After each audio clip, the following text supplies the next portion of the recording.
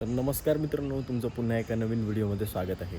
आत्ता वाजले आहेत बरोबर 3 वाजत आलेले आहेत आणि आता आपण बाईक घेऊन चाललो आहे गावी, म्हणजेच कुडाळला. आजचा व्हिडिओ असा राहणार आहे की भरपूर मला प्रश्न विचारतात की तुला बाईकला किती पेट्रोल लागतं, नंतर तू कोणत्या रूटने जातोस, किती वेळ लागतो, त्रास होत नाही का, असे बरेच प्रश्न विचारतात.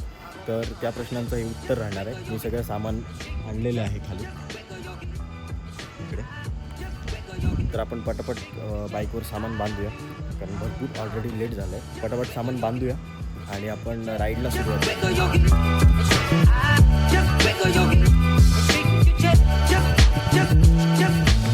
फायनल बॅग व्यवस्थित बांधून झालेली आहे बघा.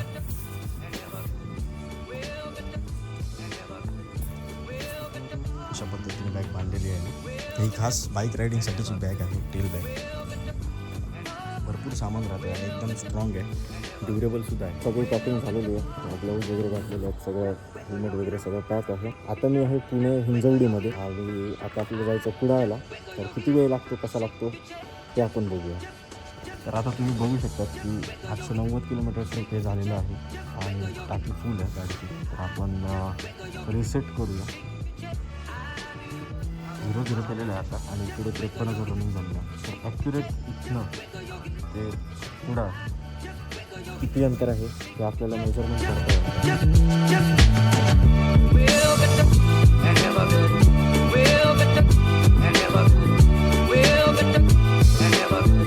पहिला स्टॉप घेतलेला आहे, 111 किलोमीटर झालेलं आहे. साताऱ्याच्या इथे स्टॉप घेतला आहे मी. आता गाडी जरा पॉवर मोडला टाकली. हायवे आहे, हायवेवरती स्लो गाडी मजा येत नाही. मित्रांनो, आता आपण आत्ता बरोबर वाजले आहे 6:05 झालेली आहेत. बऱ्यापैकी आपण नंतर कापलेलं आहे.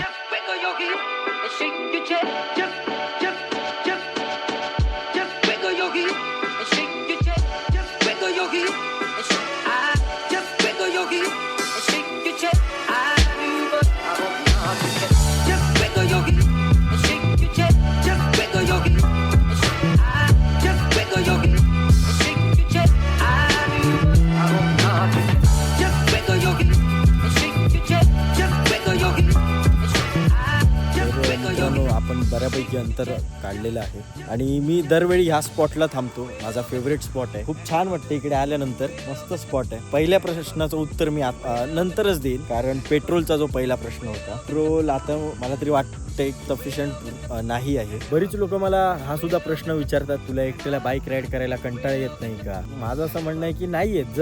कारण मी बऱ्याच वेळा मित्रांबरोबर सुद्धा आलो आहे. मग कसं होतं, रमत गमत आम्ही येतो पाठीपुढे बघत, थोडासा लेट होतो. एकटं असलं की कसं पटापट अंतर कापता येतं. पण मला आता सवय झाली आहे मी एकट्याने प्रवास करायची, म्हणजे बाईक घ्यायची आपली आणि आपण निघायचं. रस्ता पाठ झाल्यामुळे पाठीमागे तर मी घेऊ शकत नाही पिलियनला, कारण तुम्ही बघू शकतात पाठीमागे बाईकच्या माझं लगेज असतं. तर त्यामुळे मी कोणाला घेऊ शकत नाही आणि छान पण वाटतं, थोडं रिफ्रेशिंग वाटतं, थोडंसं स्वतःला टाईम दिल्यासारखं वाटतो, थोडं माइंड जरा शांत राहतं, ते एक आहे त्याच्यामुळे. आणि कसं आहे, एकट्याने प्रवास केल्याने बऱ्याच गोष्टी शिकायला मिळतात.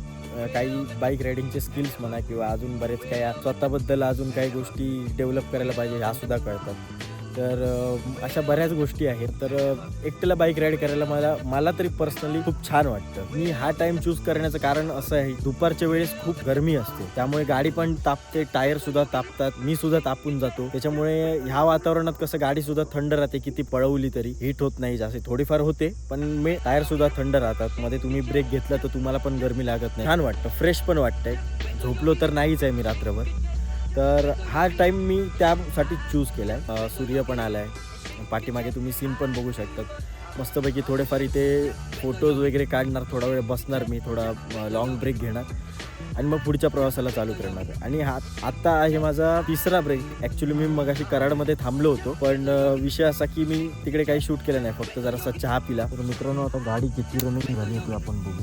334 किलोमीटर रन झाले, 2 गाड्या आहेत अजून. तर मला वाटतं की अजून आपल्याला रिफ्यूल करावी लागणार आहे बाईक. तर आपण खाली पोचल्यावरती रिफ्यूल करू आणि आता भरपूर रेस झाली आहे. आता आपण निघू आणि फक्त आता अजून एक लास्ट स्टॉप कुठेतरी घेऊ, म्हणजे फ्यूल भरायला घेणारच आहोत. तर बस झाले स्टॉप.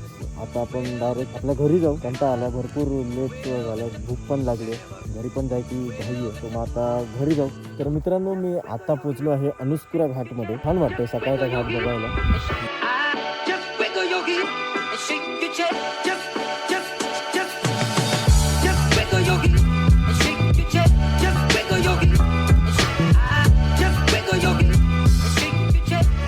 वेळ आपण थांबत थांबत जातोय ना, त्यामुळे मला घरी जायला लेट होतो आणि मला लागली आहे जोरदार भूक, कारण मी नाश्ता तर केला नाही आहे.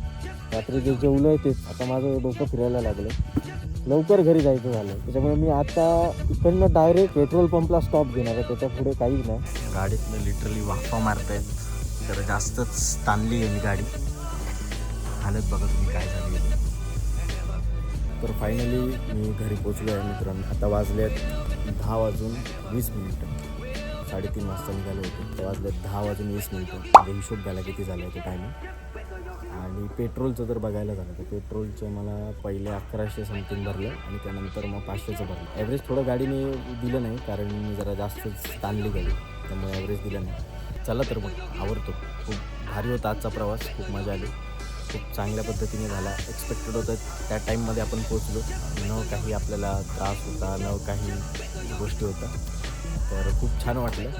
आणि आता बऱ्याच दिवसाने यूट्यूबवरती व्हिडिओ दाखवतो, नक्की तुम्ही तुमचं नक्की प्रेम दाखवा, माझा सबस्क्राईब पण करायला विसरू नका.